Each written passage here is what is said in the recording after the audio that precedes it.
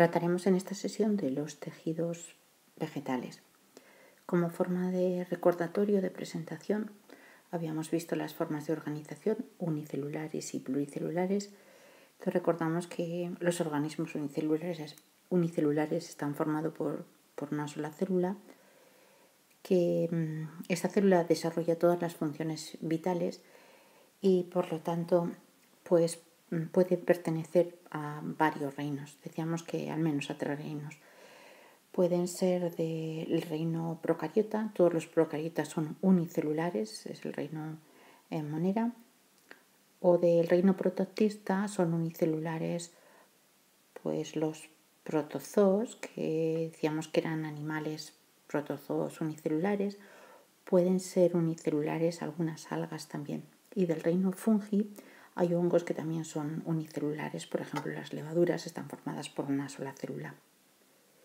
Cuando hablamos de organismos unicelulares, la forma de reproducción es por bipartición, y cuando tenemos organismos pluricelulares, pues ya podríamos tener tejidos o no. Los organismos pluricelulares vamos a diferenciar los tejidos animales y los tejidos vegetales. Y dentro de ellos, dentro de la organización vegetal, por ejemplo, tenemos las talofitas, correspondería a organismos pluricelulares, como pueden ser las algas, que no tienen todavía tejidos verdaderos, no están independizadas aún completamente del agua y por lo tanto pues no necesitan tejidos conductores, por ejemplo, porque el agua les sirve para recoger todos sus nutrientes. No necesitan tampoco tejidos de sostén porque la fuerza del agua hace que se sujeten como su cuerpo vegetativo. Y cuando ya las plantas salen definitivamente del agua, tendríamos a las cormofitas, que ya sí necesitan tener diferentes tejidos. En el caso de los animales también tendríamos organismos animales que están formados por muchas células pero que no tienen tejidos verdaderos, que serían los parazoos, y aquellos que están formados por muchas células pero ya sí tienen tejidos verdaderos, que serían los eumetazoos. Por lo tanto, vamos a ver que de los tejidos vegetales veríamos los tejidos fundamentales que vamos a ver dentro de los tejidos vegetales. Les diferenciaríamos en 2 grupos: los tejidos meristemáticos, que son los tejidos que todavía se pueden dividir y que darían lugar al crecimiento de la planta. El crecimiento en longitud sería debido a los meristemos primarios, y los meristemos apicales también se llaman, en el ápice de la raíz o del tallo, que ya les vimos en clase también el último día, y los meristemos secundarios darían lugar al crecimiento en grosor, que recordáis que decíamos que eran responsables del crecimiento en grosor de 2 tejidos fundamentales en aquellas plantas que tenían un crecimiento secundario, que crecían más de un año, que eran plantas de más de un año. Otros tejidos que vamos a ver serían los parénquimas o los tejidos protectores, de sostén, conductores o los tejidos secretores. En este cuadro tenemos algunos de los tejidos vegetales. Los meristemos, decíamos meristemos primarios, que también se llaman meristemos apicales, los que aparecen en el ápice del tallo o de la raíz, y que son responsables por la rápida división de las células del crecimiento en longitud de la planta, hacia arriba en el tallo, hacia el aire y hacia el interior de la tierra en el caso de la raíz. Los meristemos laterales son el cambium y el felógeno y son responsables del crecimiento en grosor. El cambium forma cada año, por división, nuevos vasos liberianos y leñosos, los liberianos hacia afuera, los leñosos hacia el interior, a partir de ese tejido que estaría en el medio, y el felógeno forma también cada año nuevas capas de suber hacia adentro y hacia afuera, que sustituyen a la epidermis, que se ve rota o se ve destruida como consecuencia del crecimiento en grosor de la planta. Los parénquimas son tejidos ya definitivos, sus células ya no se dividen y pueden tener diferentes funciones, y por eso les clasificamos. Los clorofílicos tienen la función fundamental de realizar la fotosíntesis. Dependiendo de cómo se coloquen sus células, pueden ser parénquimas parénquimas clorofílicos en empalizada, cuando están muy juntas unas a otras y son muy eficaces, o pueden ser un parénquima clorofílico lagunar, cuando dejan espacios entre ellas y suelen estar en las partes en las que llega menos luz. Luego vemos algunas imágenes. Parénquimas de reserva, cuando su función es almacenar sustancias, que puede ser pues, de sustancias de reserva o lípidos o esencias. Los parénquimas aeríferos son células que dejan muchos espacios huecos entre ellas. Por esos espacios y las partes aéreas de la planta puede entrar el aire y puede llegar hasta partes en las cuales no existe esa posibilidad de recoger aire, por ejemplo, porque son partes subacuáticas o porque están debajo de la tierra o porque están en partes de la tierra que están ocupadas por el agua. Y parénquimas acuíferos, que serán aquellos pues, que transportan o que almacenan más bien el agua dentro de sus células, por ejemplo, en aquellos vegetales que tienen un hábitat demasiado seco y épocas en las que no llueve nada y necesitan almacenar agua, por ejemplo en las plantas carnosas o en las plantas grasas, ¿no? Los tejidos secretores son tejidos que almacenan, producen, liberan sustancias de una forma sobreabundante. Pueden ser de varios tipos. Por ejemplo, el látex se producen una serie de cordones o células que solamente emiten ese contenido cuando se rompen esos cordones. Por ejemplo, el látex que tienen algunas plantas es esa sustancia de los tubos laticíferos. Por ejemplo, el látex de las higueras. No sé si alguna vez habéis cortado un higo y entonces cuando le cortamos sale una especie de leche blanca que en algunos casos tienen poderes alcaloides, ¿no? El látex pues también serían las sustancias de las cuales se obtiene la heroína o la morfina en las papaveráceas. Los conductos resiníferos, la resina de los pinos o de las coníferas, es otro tipo de sustancia que también protege a las plantas mediante la conservación de la madera, de la putrefacción o del ataque de insectos. Existen otros vegetales que tienen bolsas lisígenas, por ejemplo las que tienen todos los cítricos, las naranjas o las mandarinas, en sus hojas, pero también en sus frutos. Esas bolsas que estallan a veces cuando las intentamos abrir. Y en otros casos lo que tenemos serían células glandulares. Por ejemplo, las ortigas almacenan y producen sustancias de tipo urticantes que evidentemente para ellas son sustancias protectoras. Tendríamos otro tipo de tejidos, como por ejemplo podrían ser los tejidos protectores. Cuando hablamos de esos tejidos protectores, tendríamos unos tejidos protectores, podríamos decir, primarios, que se originan con los tejidos primarios de la célula. La epidermis sería uno de ellos. Cuando la epidermis se rompe es necesario que sea sustituida por el suber.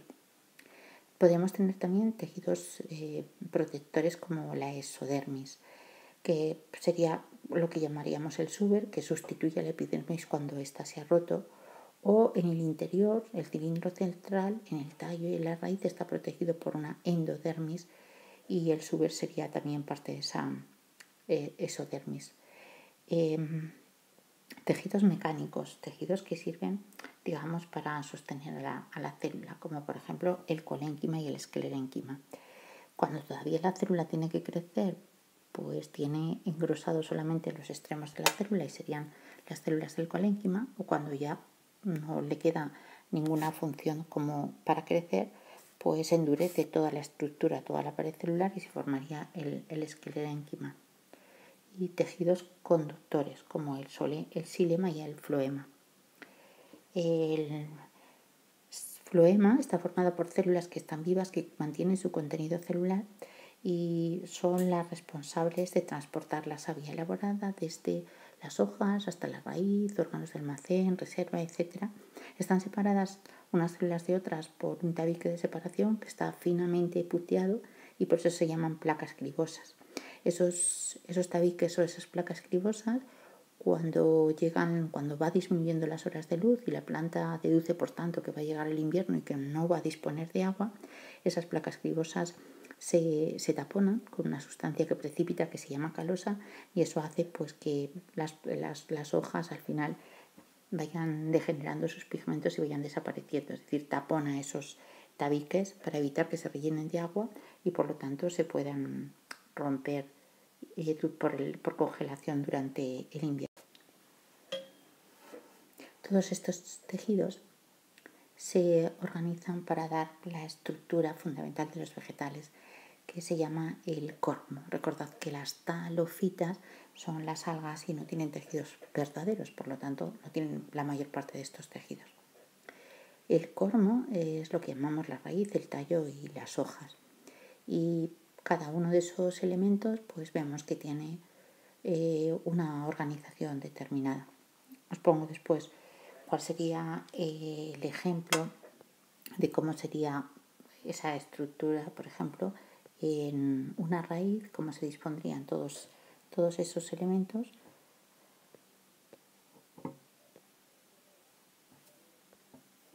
Y tendríamos pues que encontraríamos que la epidermis, en el caso de la raíz, tendría unas células muy sensibles que serían los pelos absorbentes. Después tendríamos un parénquima cortical, no sería un parénquima asimilador, como mucho sería un parénquima de reserva, a pesar de que en el dibujo nos aparezca en verde, no tiene clorofila, no le llega la luz, no va a ser un parénquima fotosintético.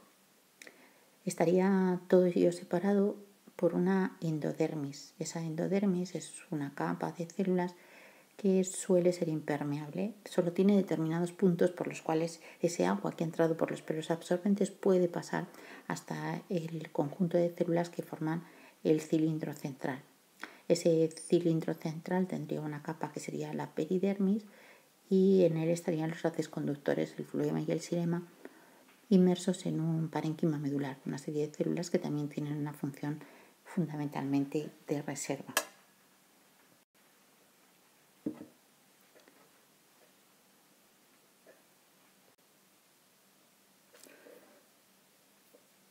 Veamos que tienen algunos de estos tejidos en imágenes.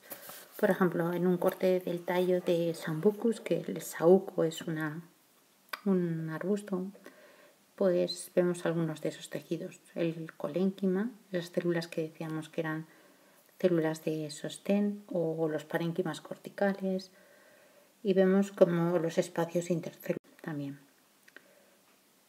En este caso veríamos una imagen del mesófilo de una hoja, entonces veríamos por una parte la epidermis de esas células que están en la parte superior. Tendríamos por otra parte el parénquima empalizada, veis las células estas clorofílicas pero muy ordenaditas entre sí, o tendríamos también el parénquima lagunar, veis que deja muchos espacios, muchos huequitos entre ellas, por eso se llama parénquima lagunar. La epidermis de Lembès, la epidermis tanto del haz como de Lembès no tienen clorofila. Las únicas células que tienen clorofila de esa epidermis serían las células oclusivas, las que se abren en los estomas. El xilema, que decíamos que eran los vasos leñosos, y el floema, que eran los vasos liberianos. Entre medio estaría el cambium, si se va a dividir, y las células de sostén, las esclereidas. En este caso nos dice que teníamos un corte de una calabaza, una cucurbita, pues veríamos algunos tricomas y las células parenquimáticas.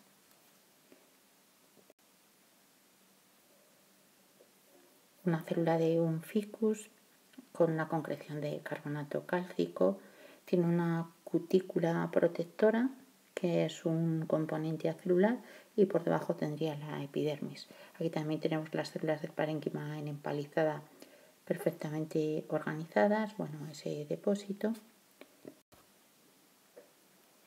El colénquima, recordéis que el colénquima eran células de sostén, pero que todavía permitían un cierto crecimiento. Se ven esos engrosamientos en oscuro, pero todavía tienen una parte que les permite crecer. También células del colénquima angular.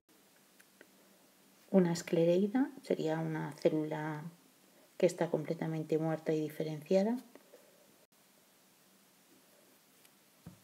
Células pétreas, nos dicen el hueso de una almendra, serían esa parte lo que le da la especial, completamente muertas, fibras de colénquima, vasos conductores, el floema y el xilema. El xilema son los vasos leñosos, están formados por células muertas que están huecas, y el xilema son los vasos liberianos, que son vasos más pequeños y que están formados por células vivas. Los vasos leñosos tienen una serie de refuerzos en su parte, de reforzamientos en su pared celular, que pueden tener diferentes formas, veis, como anillos, como cintas de forma continua, y es lo que permite que no se aplasten, que cuando la savia bruta asciende en contra de la gravedad y asciende por capilaridad, esos vasos no se cierran sobre sí mismos y de esa manera ya no pueden absorber agua. Los vasos liberianos decíamos que estaban formados por células vivas, y esas células están separadas unas de otras por unas placas que se llaman placas cribosas, que decíamos que están finamente perforadas.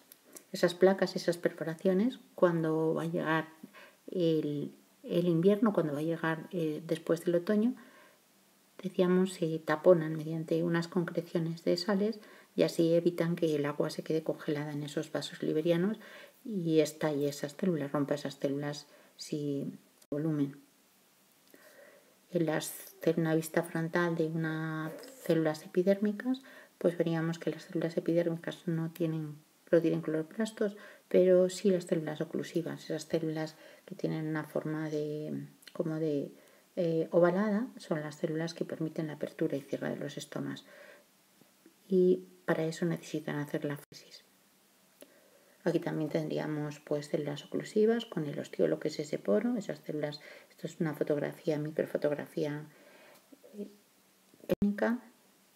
O aquí tendríamos pues también en microfotografías electrónicas, veríamos como esas células oclusivas sí tienen. Y aquí en este caso esto sería la epidermis, estas células no tienen clorofila, estas células no tienen clorofila, pero esta y esta célula serían las células oclusivas que sí tienen clorofila, que son las que permiten la apertura mediante ese orificio que sería el ostiolo a la entrada a esta cámara, que sería la cámara estomática. Esto es todo de los tejidos vegetales. Perdonad mis errores, pero es el primero y espero ir mejorando.